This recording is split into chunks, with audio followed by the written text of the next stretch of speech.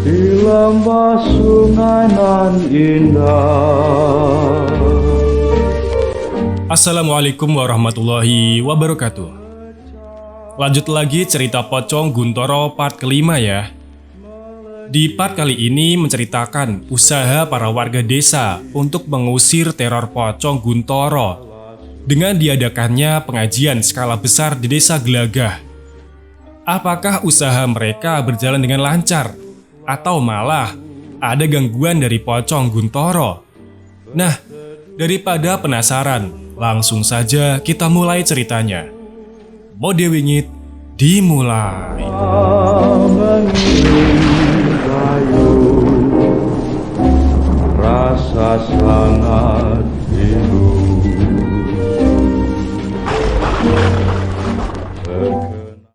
Seorang laki-laki berlarian tunggang langgang datang dan masuk ke pelataran rumah Ngatinah. Sambil menggedor-gedor pintu rumah Ngatinah, ia memanggil nama Ngatinah dengan suara kencang. Ia mulai heran, karena tidak juga ada jawaban dari dalam. Karena tak sabar, dia berjalan ke samping rumah Ngatinah, mengecek dari sana. Tapi setelah di sana, tetap tidak ada siapa-siapa. Sambil menggaruk kepala, ia kembali ke depan rumah. Ini yang punya rumah sebenarnya di mana sih? Tanyanya dalam hati. Wardana, seorang pemuda yang kebetulan lewat dan mendapati laki-laki mencurigakan di depan rumah Ngatinah pun menghampirinya, lantas bertanya. Ada apa sih, Pak? Bapak mencari siapa? Tanya Wardana sambil menghampiri laki-laki tersebut. Aku pengen ketemu Bu Ngatinah, Mas. Ada urusan penting. Bu Ngatinah tadi pergi, Pak. Apa? Pergi toh? Iya, Pak. Tadi saya papasan waktu di jalan. Walah, ya wes lah. Tak tunggu sampai pulang. Loh, sebenarnya ada apa toh, Pak? Wardana penasaran karena melihat raut wajahnya dan perkataannya yang sepertinya sedang terjadi masalah. Aduh, gimana yo Mas menjelaskannya? Ujar laki-laki itu dengan raut wajahnya yang bingung. Nganu Mas, saudaraku Mas. Perilakunya jadi aneh. Katanya habis ketemu Guntoro. Guntoro? Guntoro kan udah meninggal, Pak. Tanya Wardana. Laki-laki tersebut mengangguk. Setelah percakapan cukup panjang, barulah Wardana mengetahui jika laki-laki tersebut bernama Pak Lukman. Dia merupakan saudara Anwar. Ya udah Pak, saya temani ya Pak, ucap Wardana kepada Pak Lukman. Mereka berdua di depan rumah Ngatinah menunggu Ngatinah pulang. Entah selang berapa lama, seorang perempuan tampak dari kejauhan. Ia berjalan sendirian menenteng tas belanjaan. Jalannya mengarah ke rumah Ngatinah. Ya, dia adalah Ngatinah. Pak Lukman yang menyadari kedatangannya pun menyambutnya tanpa rasa sabar. Bu Ngatinah! Teriak Pak Lukman setelah Ngatinah semakin dekat. Mendengar itu, lantas Ngatinah mempercepat langkahnya. Gimana Pak? Bapak mencari saya ya? Tanya Ngatinah dengan nafas ngos-ngosan. Iya Bu. Oh ya wis, masuk dulu Pak Mas, ucap Ngatinah. Setelah di dalam, Pak Lukman lalu mengatakan hal sebenarnya yang ingin ia sampaikan kepada Ngatinah, ibu dari Guntoro. Bu, sebelumnya maaf ya, saudara saya mengaku bertemu Guntoro, tapi sekarang tingkahnya aneh Bu, kata Pak Lukman sambil memperkenalkan diri. Rumahnya yang berada di ujung desa membuatnya tak banyak bersosialisasi dengan warga yang lain, terkhusus dengan Ngatinah. Loh, maksud Bapak gimana ya? Tanya Ngatinah. Bapak datang ke sini kok tiba-tiba berkata begitu? Tambah Ngatinah. Ngatinah mulai memperlihatkan wajah kesal. Maaf ya Bu, saya tidak bermaksud begitu. Saudara saya, Anwar yang berkata begitu. Saya kesini ini berharap Bu Ngatinah punya jalan keluar untuk saudara saya, ujar Pak Lukman. Bu Ngatinah ikut saya saja ke rumah ya.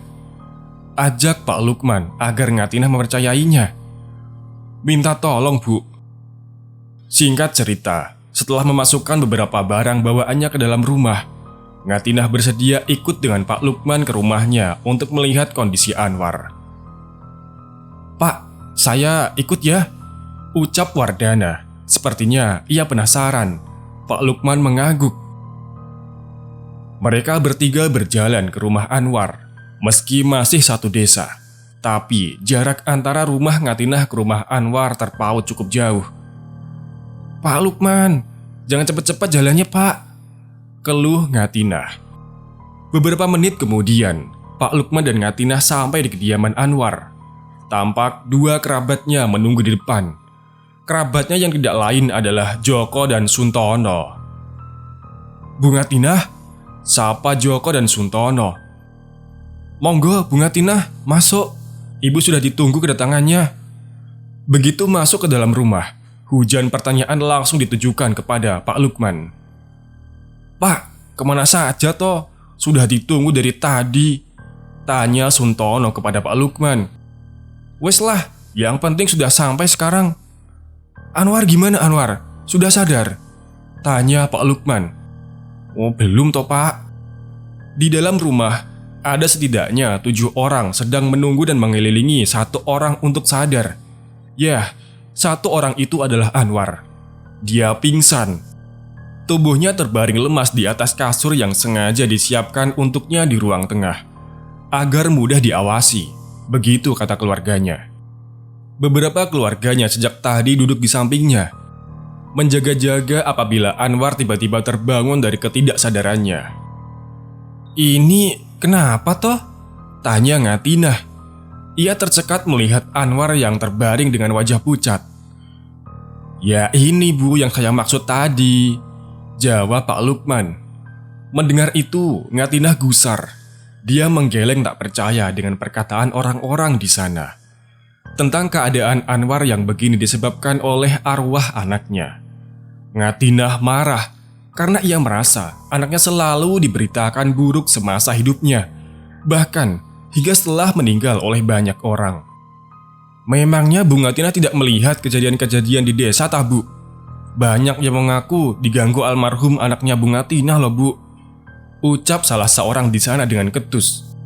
Ngatinah mencoba mengelak jika semua itu hanyalah cerita bualan belaka.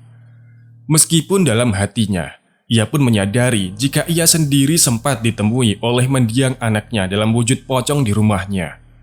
Tiba-tiba, di antara ketegangan antara Ngatinah dengan beberapa orang di sana yang belum terpecah, bau yang teramat busuk muncul dan menyengat ke setiap orang yang berada di rumah Anwar. Bau apa ini? Sentak Ngatinah. Begitupun dengan yang lainnya. Seseorang laki-laki tua muncul dari belakang rumah, lalu mengatakan, "Dia akan datang lagi."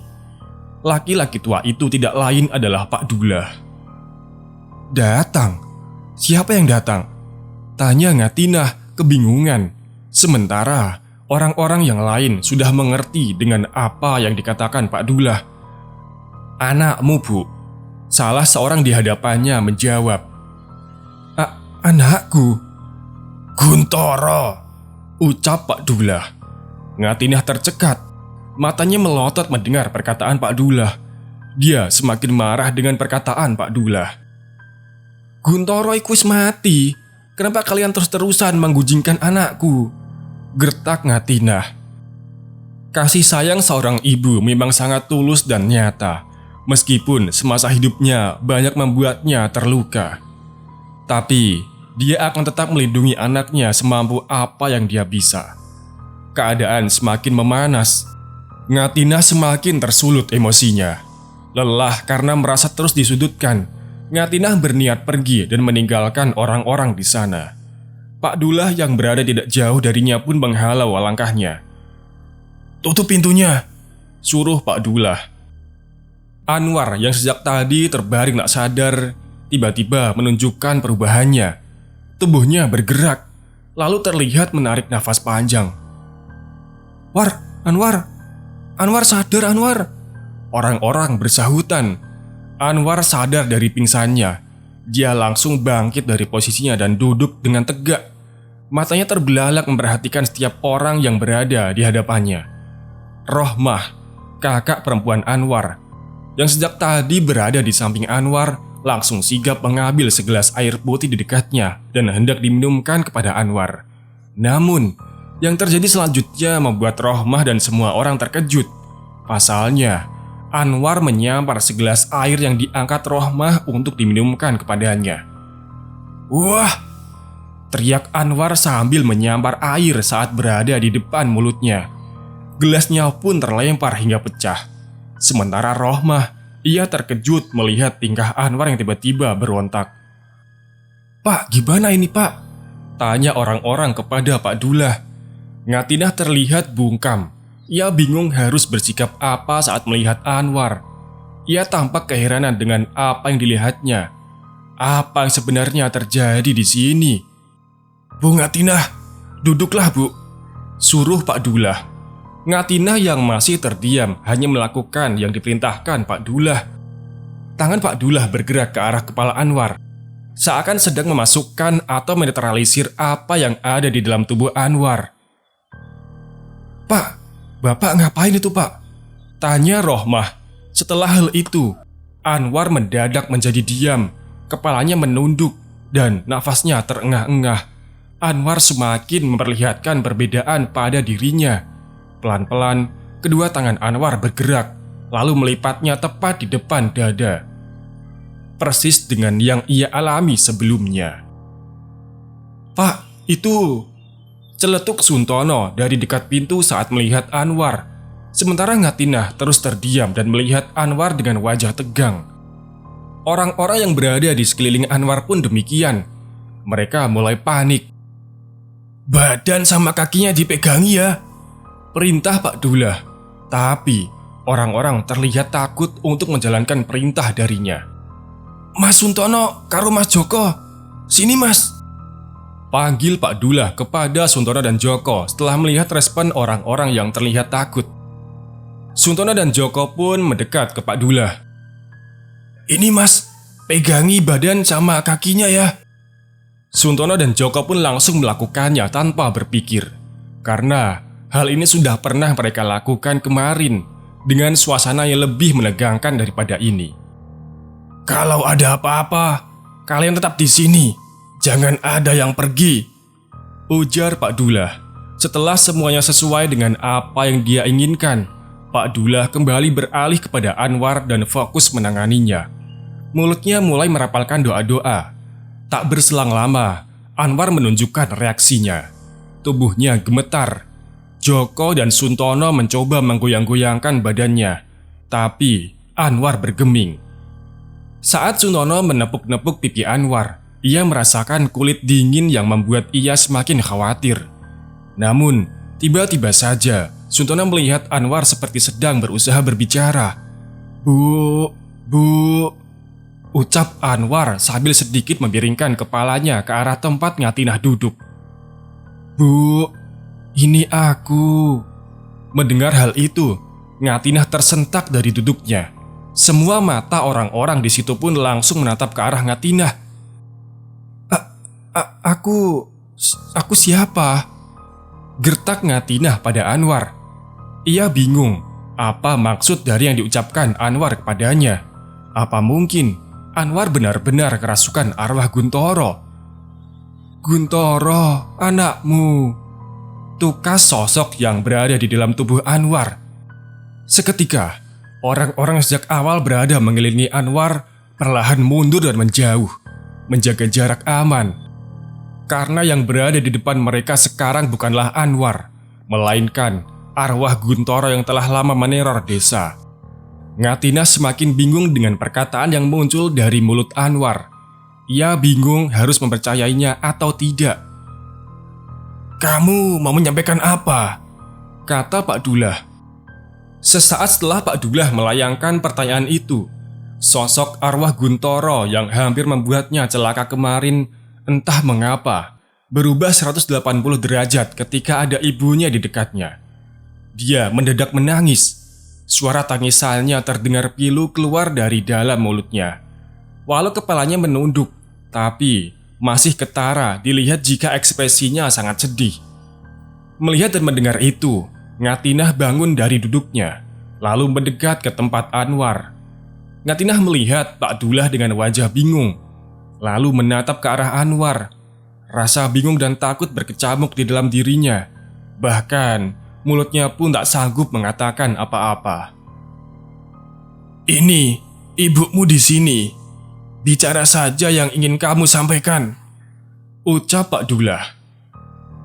"Bu, ampuni aku ya Bu. Maafkan aku untuk semua kesalahan yang terus aku buat semasa aku masih hidup bersamamu. Aku tidak becus menjadi anakmu, Bu. Aku tidak pernah mengikuti perkataan ibu. Aku menyesal, Bu."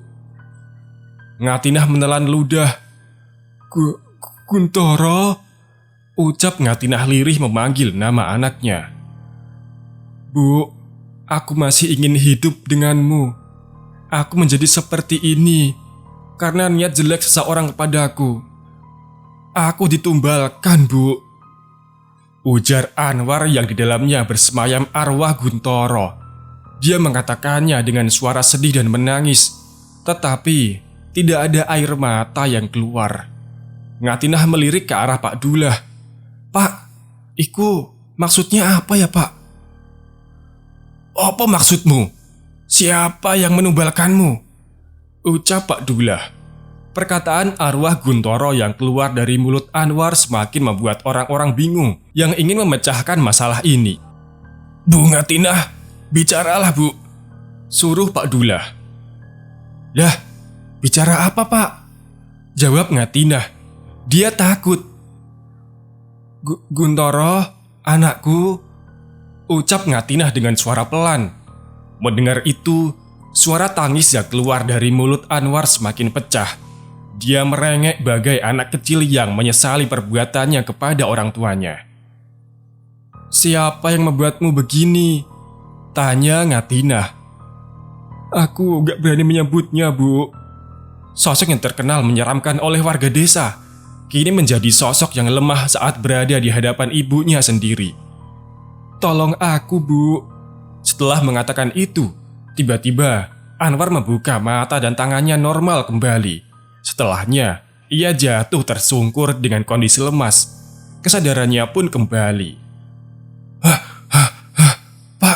Pak Dullah, Guntoro, Pak," ucapnya saat baru saja membuka mata dengan nafas yang terengah-engah, membuat orang-orang yang melihatnya bingung. Rohmah mencoba menenangkan Anwar dengan menepuk-nepuk pundaknya. "Tenang dulu, War," ucap Rohmah. "Guntoro kenapa, Mas?" tanya Ngatinah dengan wajah cemas. "Aku gak tahu bagaimana asalnya. Aku bisa tahu. Tapi Guntoro minta didoakan oleh kita semuanya warga desa, Bu, agar arwahnya bisa tenang." "Apa doa aku setiap hari masih kurang?" tanya Ngatinah. "Gak ada salahnya kita melakukan apa yang dikatakan Anwar," ucap Pak Dullah. Semua orang mengangguk mendengar ucapan Pak Dullah, karena menurut mereka, jika itu akan membuat desa Gelagah kembali aman, akan mereka lakukan dan usahakan. Kejadian itu membuat orang-orang di sana, khususnya Pak Dullah dan Ngatinah, merasa mendapatkan sebuah pesan dan teka-teki.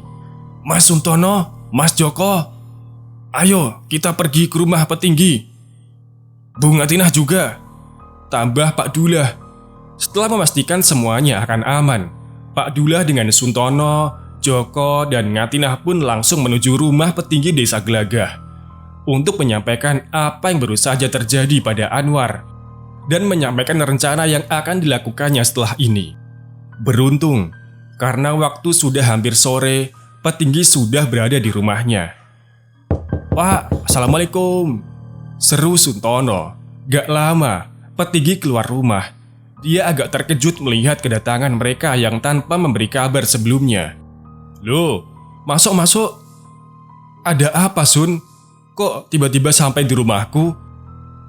tanya petinggi terlebih dahulu kepada Suntono. Nganu, Pak Dullah," ucap Suntono. Pak Dullah mulai menjelaskan jika kedatangannya masih bersangkutan dengan teror pocong Guntoro.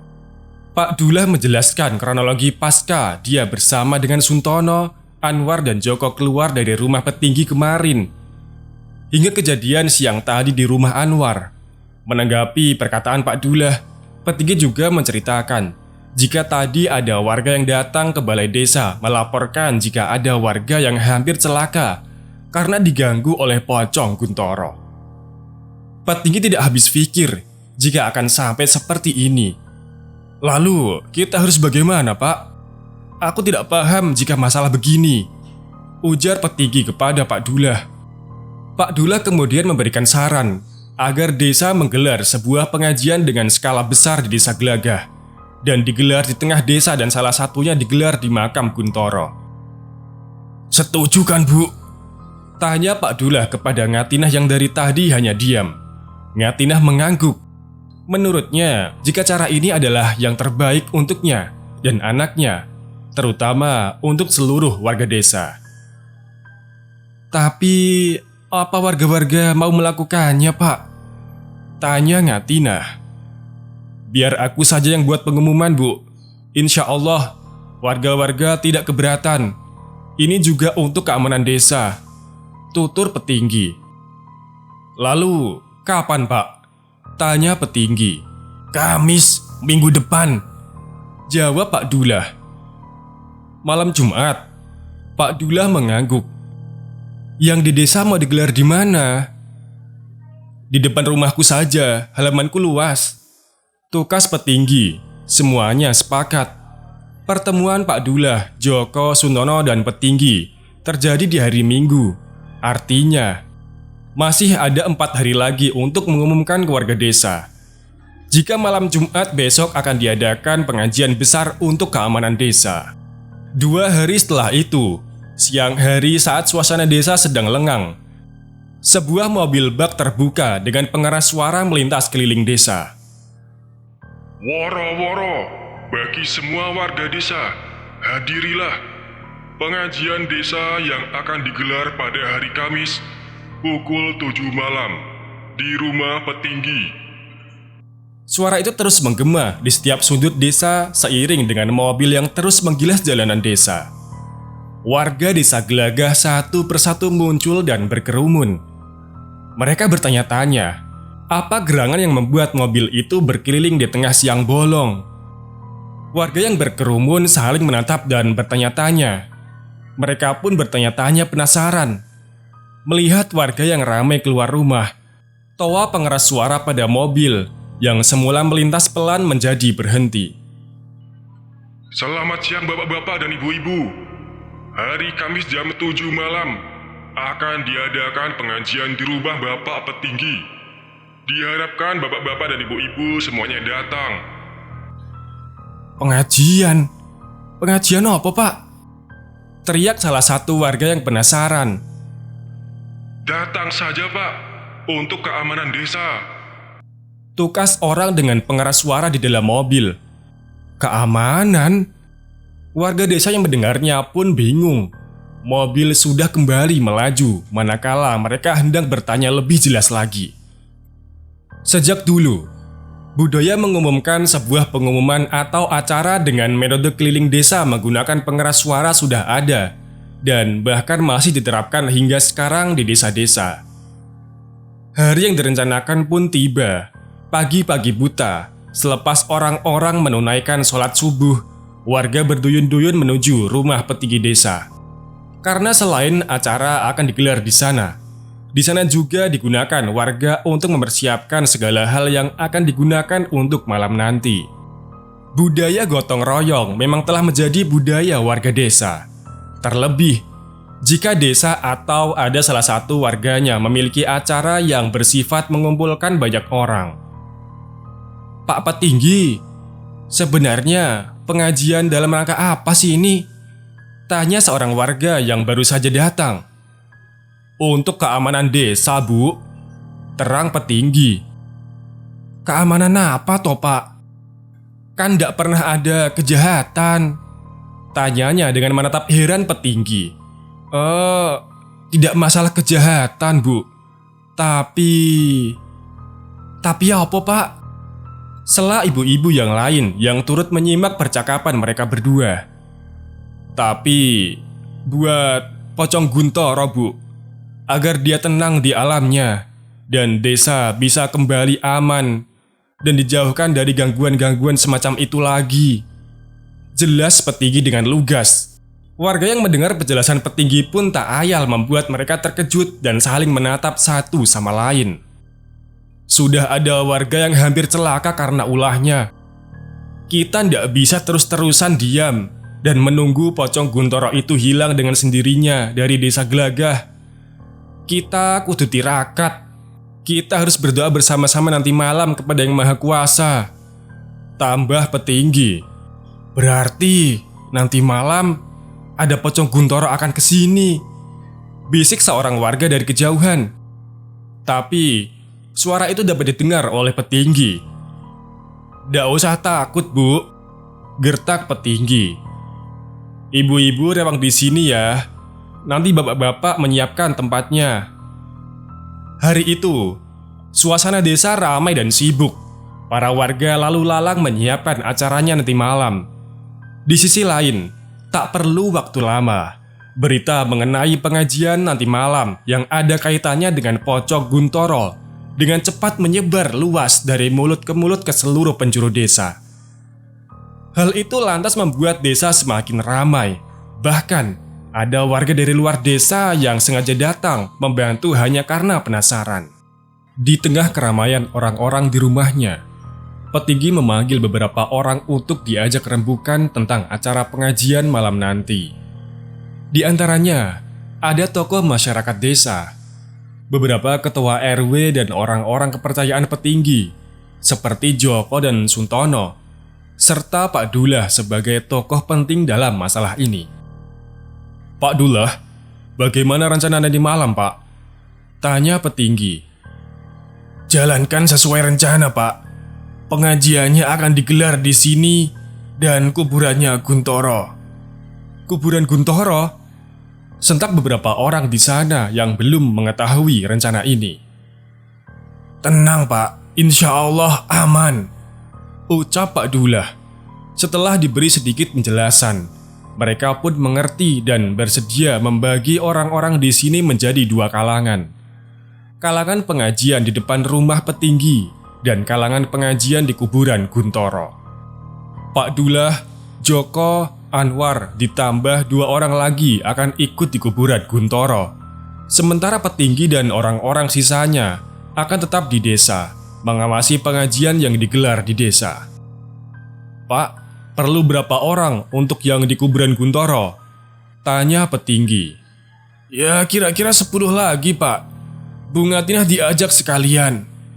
Setelah perkataan Pak Dullah itu, Petinggi memanggil beberapa orang untuk ditugasi mencari orang yang akan pergi dengan Pak Dullah petang nanti. Suara azan maghrib terdengar dari pengeras suara masjid. Orang-orang yang sejak tadi sibuk dengan pekerjaannya masing-masing satu persatu pulang, mengganti pakaian dan mempersiapkan diri untuk acara pengajian yang tidak lama lagi akan dimulai. Dari balik rumahnya yang sepi, Ngatinah diam sambil menatap kaca di depan wajahnya.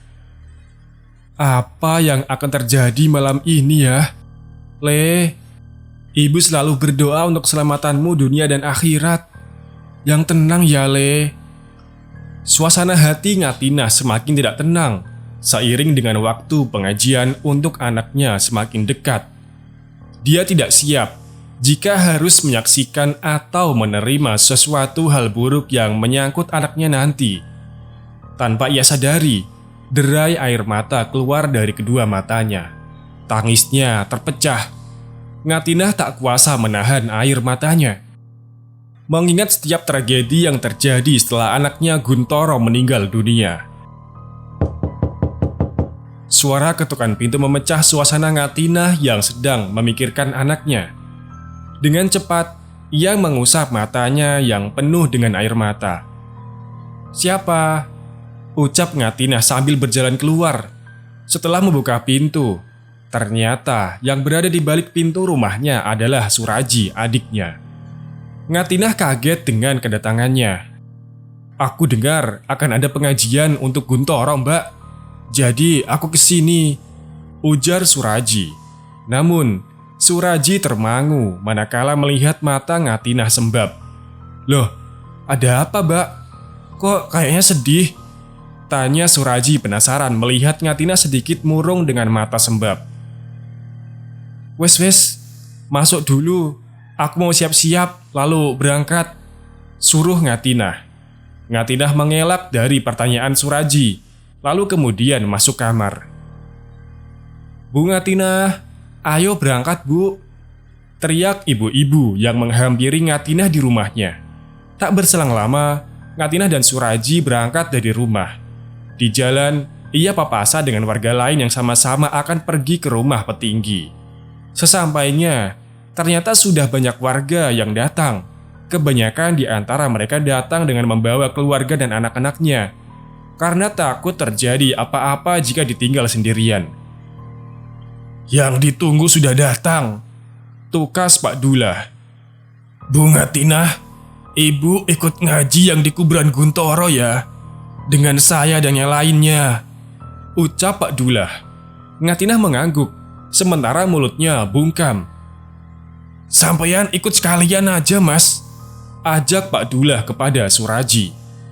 Waktu terus berlalu dan suasana sudah semakin ramai. Petinggi memberi perintah agar pengajian malam ini segera dimulai. Rombongan Pak Dullah mulai berangkat dengan mobil pick-up yang sudah disediakan. Sopir mulai memacu kemudinya. Dalam perjalanan, Ngatinah masih tetap dengan wajah murungnya. Walau demikian, matanya tajam memperhatikan jalanan. Sejauh mata memandang, Ngatinah hanya mendengar deru mesin mobil pick-up yang sangat kencang. Hanya ada pohon, persawahan dengan pemandangan gelap di mana-mana. Entah mengapa, suasana hatinya malam ini tidak seperti biasanya. Tidak tenang. Mobil mulai melambat, pertanda sebentar lagi akan sampai. Mobil berhenti beberapa ratus meter sebelum pemakaman. Karena ukuran jalan selanjutnya hanya cukup dilalui motor saja. Satu persatu orang turun dan melanjutkan perjalanan dengan jalan kaki. Suasana mencekam mulai menyeruak ke orang-orang yang baru saja sampai di tempat di mana Guntoro disemayamkan. Keheningan kuburan memang selalu berhasil membuat siapa saja merinding manakala berada di dalamnya. Pak Dullah mengajak semuanya untuk bersama-sama duduk mengelilingi kuburan Guntoro. Ada kengerian di kuburan ini. Ada keheningan yang menyimpan misteri di sini, dan rasa takut setiap orang yang datang ke sini. Setiap warga yang berada di kuburan Guntoro tidak bisa menutupi wajah paniknya. Di situasi begini, waktu terasa lama sekali berputar. Suasana masih aman saat pengajian akan dimulai. "Pak, lilinnya dinyalakan," suruh Pak Dullah. Setelah dirasa cukup terang, Pak Dullah memulai pengajiannya. "Sudah?" tanya Pak Dullah kepada semua orang di sana. Semuanya mengangguk, tandanya semuanya siap. "Apapun yang terjadi, jangan pergi ya," ucap Pak Dullah. Pak Dullah pun memulainya. Pengajian yang dilakukan adalah seperti pengajian untuk orang meninggal pada umumnya, yakni membaca surat Yasin dan bacaan tahlil. Sampai surat Yasin selesai dibaca, suasana masih tenang. Bedanya, hawa terasa sangat panas. Akibatnya, semua orang terlihat sibuk mendinginkan dirinya sendiri. Jika diberi pilihan, mungkin mereka ingin lekas pergi dari sini. Tapi hal itu tidak mungkin terjadi. Mereka sudah diberi amanah oleh petinggi dan tidak ada jawaban lain selain menerima dan menjalankannya. "Semua ini demi desa." Begitulah kata-kata petinggi yang selalu mereka ingat. Malam semakin larut. Suara untayan-untayan kalimat suci masih terus dibacakan di kuburan Guntoro. Namun, beberapa saat selanjutnya, keanehan mulai terjadi. Suasana yang semula panas seketika berubah tanpa aba-aba. Angin berhembus sangat kencang, sampai mematikan lilin-lilin di sekitaran kuburan Guntoro. Merasa curiga, Pak Dullah mulai memerhatikan sekitar dengan senter yang ia bawa, sambil terus merapalkan doa-doa bersama warga yang lain. Rasa panik mulai merasuk. Mereka pun saling pandang dan merasa jika akan terjadi sesuatu sebentar lagi. Menyadari ketakutan warga datang, Pak Dullah sedikit menenangkannya. "Yang tenang, ndak perlu takut. Ini hanya angin," ucap Pak Dullah. Pak Dullah berhenti membaca doanya. Ia menyuruh warga yang lain melanjutkan tanpanya. Ia ingin berkeliling sebentar, memastikan jika semuanya akan aman. "Mas Suntono, temani saya," pinta Pak Dullah. Pak Dullah kemudian menjauh, lalu menelusuri area makam sambil ditemani Suntono. Sementara yang lain masih tetap di posisi yang sama. "Perasaanku Ki, ndak enak mas. Ada apa ya?" ujar Pak Dullah. Mendengar hal itu, Suntono bingung. "Gak enak gimana Pak?" tanya Suntono. Pak Dullah menghela nafas dalam. "Mas, bantu saya ngecek keadaan ya mas," suruh Pak Dullah. Cukup lama Pak Dullah dan Suntono menelusuri setiap sudut area pemakaman dan tidak menemukan hal yang mencurigakan. Bahkan hingga seluruh bacaan selesai dibacakan, Pak Dullah dan semuanya tidak menjumpai apa-apa. Ia pun bernafas lega. "Ayo Pak, buruan pulang Pak," ucap para warga yang sudah ingin cepat kembali ke desa. Walau tidak menjumpai pocong Guntoro, namun berada di kuburan yang arwahnya masih gentayangan sudah membuat mereka bergidik ketakutan. Malam itu, setelah rombongan Pak Dullah kembali ke desa, ternyata yang melakukan pengajian di rumah petinggi juga tidak menemukan hal yang mencurigakan atau menyeramkan. "Opo wis aman Pak?" tanya petinggi setelah Pak Dullah beserta rombongannya sampai. "Dipantau saja ke depannya, bagaimana? Kalau ada kejadian lagi, kita gelar pengajian lagi. Kalau perlu ya rutin, agar desa ini benar-benar aman," tutur Pak Dullah. "Tapi saya tidak siap Pak jika di kuburannya Guntoro lagi Pak," sela salah seorang yang ikut bersama rombongan Pak Dullah tadi. Pak, apa yang di kuburannya Guntoro tidak bisa diganti sore saja?" pinta petinggi. Karena menurutnya, hal itu terlalu beresiko dan khawatir jika terjadi apa-apa menimpa warganya di sana. Pak Dullah terdiam lama, seakan tengah berpikir. Yo wis, ndak masalah." "Lalu, kapan pengajian selanjutnya Pak?" tanya petinggi. Setelah melewati sedikit musyawarah dengan beberapa orang dan mengajak Ngatinah, semuanya sepakat jika akan rutin digelar setiap 1 minggu sekali dalam kurun waktu 1 bulan. Para warga yang masih di sana kaget mendengar pengumuman dari petinggi terkait pengajian yang akan terus digelar. "Jangan terlanjur senang dulu bapak-bapak, ibu-ibu," seru petinggi. Malam itu, untuk sementara, warga desa merasa aman.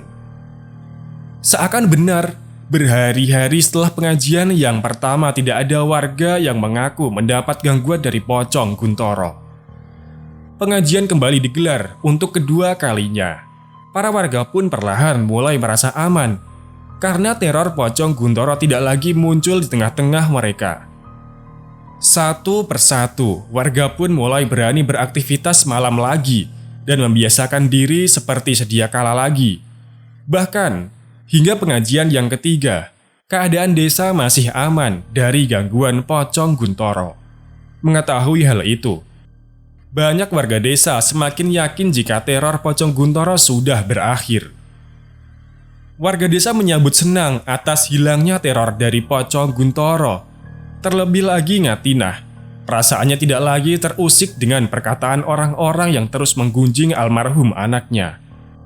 Warga desa menilai jika usaha mereka melakukan pengajian 3 minggu ini berhasil. Sudah lewat jam 12 malam, mata Ngatinah masih terbuka lebar di atas tempat tidurnya. Hanya ada lampu pijar kuning yang menyala seperti biasa. Setiap malam selalu begitu. Walau suasana desa perlahan tenang, Tapi, jauh di dalam perasaannya, ia belum sepenuhnya merasa tenang. Beberapa hari terakhir, pikirannya gelisah. Kepikiran dengan anaknya, Guntoro. Ngatinah ingin semuanya cepat hilang dan berlalu, agar ia bisa hidup dengan tenang sepenuhnya. Malam itu, entah mengapa, terasa panas tidak seperti biasanya. Keringat Ngatinah bercucuran deras. Sesekali ia mengusapnya dengan tangan. Bagaimana keadaan anakku di sana ya? Pertanyaan itu selalu menghantui pikiran Ngatinah akhir-akhir ini. Ngatinah termenung dengan pandangan melayang ke langit-langit kamarnya. Berkali-kali, Ngatinah mengubah posisi tidurnya, dengan harapan agar kantuk dengan cepat melibas kesadarannya. Akhirnya, setelah sekian lama memejamkan mata, kesadaran Ngatinah berangsur menghilang, berganti dengan lelapnya malam. Beberapa saat kemudian, Ngatinah bermimpi. Mimpi yang membuatnya tidak tenang. Bahkan akan sakit hatinya ketika ingat mimpinya kala itu. "Bu, ibu, tolong aku, Bu." Sebuah suara tiba-tiba muncul. Suaranya lirih, merintih meminta tolong kepadanya. Suara itu terdengar sangat jauh, tapi jelas di telinga Ngatinah. "Bu, Bu." Berkali-kali Ngatinah mendengarnya. Sementara yang ada di depan matanya hanyalah kegelapan yang tidak terlihat apa-apa. Ngatinah berusaha mencari dari mana arah suara itu berasal. Hingga di satu waktu, suara itu terdengar lebih jelas dari sebelumnya. "Bu, tolong aku." Ngatinah terkejut karena suara itu terdengar lebih keras dan menjadi sangat familiar di telinganya. Setelah mendengarnya lebih jelas, dengan cepat Ngatinah mengenalinya. "Guntoro, ini suaranya Guntoro," ucap Ngatinah. "Ya Allah, apa yang terjadi dengan anakku?" Ngatinah mulai panik. Ia berjalan ke sana kemari berharap menemukan anaknya yang sedang meminta tolong kepadanya. "Guntoro, Guntoro," panggil Ngatinah. Ia terus mencari di mana anaknya berada. Walau matanya terbuka, tapi berjalan di sana seperti berjalan di dalam gua yang gelap. Ngatinah terus berjalan dengan tangannya yang meraba-raba seperti orang buta. Hingga setitik cahaya kecil menyorotnya dari kejauhan. Melihat itu, Ngatinah segera berlari ke arahnya sambil meneriaki nama anaknya. "Guntoro, Guntoro!" Namun, langkah Ngatinah semakin lambat, manakala ia semakin dekat dengan cahaya itu. Guntoro!" panggil Ngatinah saat melihat anaknya kini berada di hadapannya. Tapi, yang Ngatinah lihat bukanlah Guntoro dengan keadaan yang ia harapkan. Guntoro bersibuh dengan pakaiannya yang sangat lusuh, serta lehernya terikat oleh tali yang besar. Sementara, di sebelahnya berdiri sesosok pocong yang berukuran 3 kali dari ukuran tinggi manusia dewasa.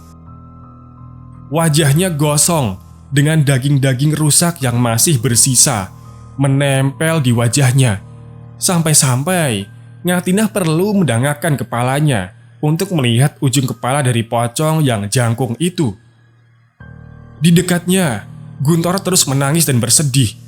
Terlihat sekali ia sangat tersiksa di sana. Sementara Ngatinah semakin lemas melihat keadaan anaknya. Ngatinah berusaha mendekati Guntoro. Walau dengan rasa takut, ia ingin membebaskan anaknya walaupun ia sendiri tidak tahu apa penyebab anaknya diperlakukan seperti itu. Rasa cinta dan sayangnya kepada anaknya seakan mengaburkan rasa takutnya yang harus berhadapan dengan pocong membelenggu Guntoro. Namun, naas, upayanya berakhir sia-sia. Di depan pocong itu seperti berdiri sebuah tembok tak kasat mata yang menyebabkan Ngatinah tidak dapat menembusnya. "Guntoro, Guntoro," ucap Ngatinah sambil menangisi keadaan anaknya. Ngatinah merasa sangat tidak berguna sebagai seorang ibu kala itu. Berkali-kali ia gagal saat hendak melepaskan anaknya dari pocong jangkung itu. Ngatinah berzikir, lalu memohon kekuatan kepada penciptanya untuk beberapa saat. Tidak lama kemudian, Ngatinah kembali melakukan hal yang sama. Namun, kali ini tubuh Ngatinah terpental jauh saat menghantam tembok tak kasat mata itu di depannya. Ia terlempar jauh hingga membuatnya sadar, lalu membuka mata. Bu Ngatinah, ibu sudah sadar, ucap orang-orang di dekatnya. Ngatinah tentu kaget melihat banyak orang berada di dekatnya. Loh, aku kenapa ini? Tanya Ngatinah dengan wajah bingung. Alhamdulillah siuman. Syukur ibu-ibu saat melihat Ngatinah sudah membuka mata. Gak usah banyak tanya dulu, biarkan Bu Ngatinah tenang dulu, seru Bu Lastri. Tetangga belakang rumah Ngatinah yang mendengar Ngatinah berteriak histeris memanggil nama anaknya. Bu Lastri menyuguhkan segelas air putih yang segera disambut oleh Ngatinah dan diminumnya sampai habis. Bu Lastri, aku kenapa? Tanya Ngatinah dengan kondisi yang sudah agak tenang. Kalau Bu Ngatinah sudah tenang, nanti saya jelaskan, tutur Bu Lastri. Tadi sehabis subuh, saya dengar ibu teriak-teriak histeris memanggil-manggil Guntoro, Bu. Rumahmu ndak dikunci. Pas saya cek, Bu Ngatinah sudah pingsan, ucap Bu Lastri kepada Ngatinah. Mendengar penjelasan Bu Lastri, Ngatinah seperti tidak percaya. Tidak lama kemudian, Ngatinah tiba-tiba menangis.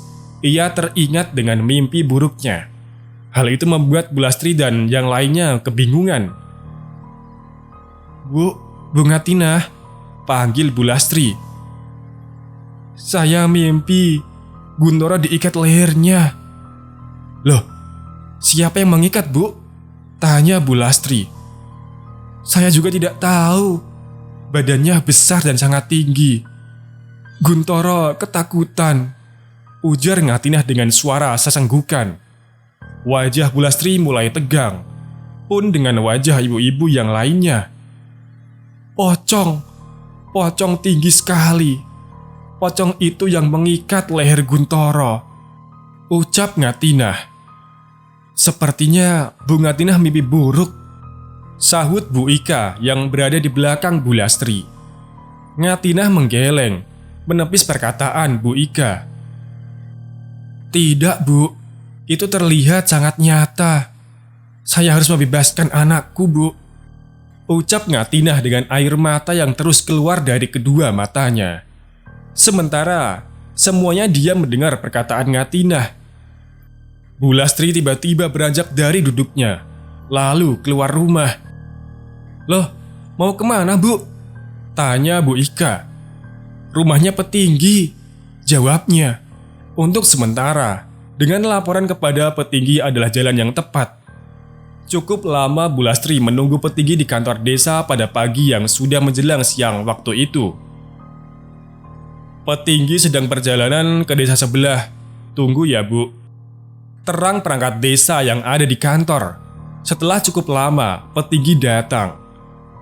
Oh, Bu Lastri? Sapa petinggi. Pak, Bu Ngatinah, Pak. Hah? Bu Ngatinah kenapa? Tanya petinggi. Aneh, Pak, jawab Bu Lastri dengan nada pelan, karena takut jika didengar oleh lainnya. Nanti aku ke sana ya, Bu. Kamu temani Bu Ngatinah dulu ya, ujar petinggi. Bu Lastri mengiyakan, lalu melangkah kembali ke rumah Ngatinah. Saat sampai mendadak Bu Lastri menghentikan langkah lalu terdiam. Saat melihat Ngatinah kembali tidak sadarkan diri. Ngatinah kembali melihat Guntoro masih dengan tali yang mengikat lehernya dan tidak terlihat di mana ujung tali yang satunya. Pocong jangkung yang dilihatnya sebelumnya pun kini tidak lagi berada di sebelah Guntoro. Mengetahui itu, Ngatinah buru-buru mendekati Guntoro dengan maksud ingin melepaskannya. Tembok yang tak bisa ia lihat kembali menghalanginya. Berkali-kali Ngatinah berusaha, berkali-kali pula ia gagal. Guntoro seperti terkurung di dalam sebuah tempat yang tak seorang pun bisa mengeluarkannya. Ngatinah melihat Guntoro berusaha berbicara. Ngatinah menatapnya nanar, sambil membantunya agar bisa bicara dengan tenang. "Guntoro, Guntoro," ucap Ngatinah. Ia menangis di depan anaknya. Hatinya teriris melihat kondisi anaknya. Guntoro masih berusaha berbicara. Walau berat dan susah, Guntoro masih memaksa mulutnya agar terbuka. Walau Ngatinah sudah memberi isyarat jika tidak perlu berbicara, tapi Guntoro masih memaksa keinginannya. Hingga akhirnya, Guntoro mampu mengeluarkan suaranya walau pelan. Aku mati dikorbankan. Aku gak salah, Bu. Ampuni aku, Bu," ucap Guntoro dengan susah payah. Sesaat setelah mengatakan itu, tali yang mengikat leher Guntoro tiba-tiba mengencang dan menarik Guntoro menjauhi ibunya. Guntoro hanya pasrah menerima tubuhnya yang dibawa menjauh. Sementara Ngatinah menangis histeris melihatnya. Melihat itu, Ngatinah berusaha mengejarnya, namun usahanya masih berakhir sia-sia. Tubuhnya terlempar, kepalanya menghantam benda yang tak bisa ia lihat karena gelap. Hingga saat Guntoro tidak lagi dapat ditangkap oleh matanya, Ngatinah terus menangis. 1 jam setelah Bulastri kembali, Petinggi datang menyusul. Petinggi tidak datang sendirian. Ia ditemani Pak Dullah dan 2 ajudan setianya, Suntono dan Joko. "Alhamdulillah jenengan teko, Pak," seru ibu-ibu di sana. "Gimana keadaannya, Bu?" tanya petinggi. "Ya ini, Pak," jawab Bulastri. Saat itu Ngatinah masih memanggil-manggil nama anaknya, walau matanya masih tertutup rapat. "Guntoro, bebaskan Guntoro," teriak Ngatinah. Petinggi dan Pak Dullah diam saja sambil memperhatikan. "Nanti sadar sendiri itu," ujar Pak Dullah. Walau demikian, Ngatinah masih terus memanggil-manggil nama Guntoro sambil sesekali berontak. Ibu-ibu di dekatnya pun dengan sigap menahan badannya. Beberapa menit kemudian, Ngatinah siuman. Setelah badannya terhentak, keringatnya mengalir deras, nafasnya pun ngos-ngosan. Seakan sudah mengerti tugasnya, Bulastri langsung memberinya air putih dan langsung diminumnya sampai habis. "Kamu mimpi apa, Bu?" tanya petinggi. "Guntoro, Pak. Guntoro diikat. Kasihan anakku. Dia takut," ucap Ngatinah sambil menangis sesenggukan. Pak Dullah mendekat ke Ngatinah, lalu melontarkan sebuah pertanyaan. "Siapa yang mengikatnya, Bu?" "Aku ndak tahu, Pak. Yang aku lihat hanyalah pocong yang sangat tinggi. Kasihan Guntoro ketakutan." "Lalu, selain diikat, apa lagi?" "Diseret, Pak." "Kamu melihatnya di mana?" "Ndak tahu aku, Pak. Tempatnya gelap gulita. Aku tidak bisa melihat apa-apa," terang Ngatinah. Pak Dullah kemudian menoleh ke petinggi dengan raut muka menyimpan makna. "Ditumbalke, Pak iku, Pak," seru seorang ibu-ibu di belakang Pak Dullah. "Dia adalah Bu Nur." "Oh, jangan ngawur, Bu," ucap petinggi. "Biasanya kalau begitu itu jadi korban tumbal, Pak. Guntoro itu belum tenang. Arwahnya masih ditahan sama iblis yang membuatnya mati," tambahnya. Ngatinah yang mendengarnya pun semakin ketakutan dan khawatir dengan kondisi anaknya sekarang. "Ya Allah, anakku." Ngatinah semakin histeris ketakutan. "Sudah, Bu, gak usah bicara dulu. Kasihan Bu Ngatinah. Biarkan dia tenang dulu," ujar Bulastri. Ucapan Bu Nur membuat semua orang yang mendengarnya penasaran. Apa benar Guntoro meninggal akibat ditumbalkan seseorang? "Bu Ngatinah," panggil petinggi saat Ngatinah baru saja sampai di rumah petinggi. Malam itu adalah malam terakhir pengajian yang digelar untuk mendoakan almarhum Guntoro dan hanya akan dipusatkan di pelataran rumah petinggi. Dengan pengajian terakhir ini, harapannya segala hal yang berkaitan dengan teror pocong hitam Guntoro berakhir dan desa Gelagah kembali aman bagi seluruh warganya. Di antara persiapan pengajian malam itu yang hampir selesai, tiba-tiba ada warga berlarian tunggang langgang menuju rumah petinggi. "Pocong? Iya pak, iya. Wes, duduk dulu. Itu diminum itu," suruh petinggi. Petinggi lalu menyuruhnya diam dan tidak memberitahukannya kepada warga yang lain, karena akan membuat warga yang lain takut dan menimbulkan kegaduhan yang baru. Pengajiannya pun dimulai. Semua warga dengan seksama membaca kalimat-kalimat suci. Mereka melakukan ini semua dengan harapan agar teror ini cepat hilang dari tengah-tengah mereka. Tapi, anehnya, berbeda dengan pengajian-pengajian sebelumnya yang berjalan tenang, tiba-tiba malam itu angin kencang datang di tengah-tengah pengajian, menerbangkan segalanya yang ada di sana. "Pak Petinggi, gimana ini pak?" tanya para warga yang saling sahut. "Tetap lanjutkan," ucap Pak Dullah dengan suara lantang. Malam ini adalah malam pertaruhan terakhir bagi warga desa.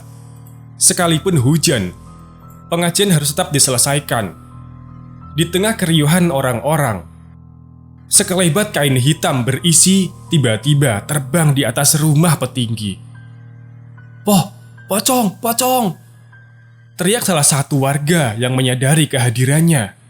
Menyadari hal itu, para warga berhamburan. Beberapa di antara mereka bahkan lari dan kembali ke rumah karena saking ketakutannya.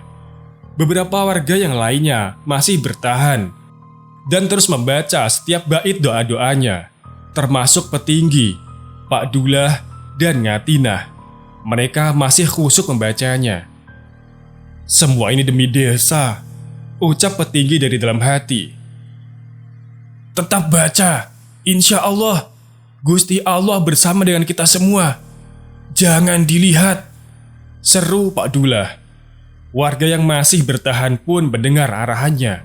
Menyaksikan pocong dan angin yang terus bertiup membuat orang-orang di sana terjebak di situasi yang mencekam. Singkat cerita, pengajian selesai. Anehnya, angin mulai mereda, bebarengan dengan doa selesai dibacakan. Banyak warga langsung pamit pulang ke rumah. Ada juga yang masih bertahan karena takut jika jalan sendirian. "Apa ini sudah cukup, Pak?" tanya petinggi kepada Pak Dullah. "Semoga," jawab Pak Dullah singkat. "Sudah, Pak. Saya tidak enak jika melibatkan warga terus-terusan. Setelah ini, biar saya yang tirakatan setiap hari agar anakku tenang. Saya terima kasih banyak dengan Pak Petinggi dan Pak Dullah," ucap Ngatinah dengan suaranya yang lesu. Waktu terus berlalu. Perlahan, warga mulai beraktivitas normal lagi. Gangguan pocong Guntoro belum sepenuhnya hilang. Kendati demikian, gangguan-gangguan itu datang hanya berupa menampakkan diri di beberapa titik desa saja. Hal itu membuat warga desa jengah dan mulai terbiasa hidup berdampingan dengan gangguan pocong Guntoro yang masih mengintai mereka. Seiring berjalannya waktu, hingga bertahun-tahun setelahnya, teror pocong Guntoro mulai meredup dan hilang dengan sendirinya. Bahkan sampai sekarang, teror itu tidak ada lagi. Yang tersisa hanyalah ceritanya yang melegenda bagi kalangan orang tua yang tinggal di desa Gelagah dan sekitarnya. Sebenarnya cerita teror pocong Guntoro sudah bersambung di sini ya. Tapi di dalam threadnya masih ada lanjutan extra part yang sepertinya menguak siapa yang menumbalkan Guntoro. Aku sendiri pun belum tahu extra partnya seperti apa, karena ceritanya berbayar. Yang pengen tahu extra partnya seperti apa, komentar aja ya. Nanti aku bawakan ceritanya. Terima kasih yang sudah menikmati cerita yang saya bawakan sampai akhir. Semoga cerita yang saya bawakan bisa diambil hikmahnya dengan bijak. Wassalamualaikum warahmatullahi wabarakatuh.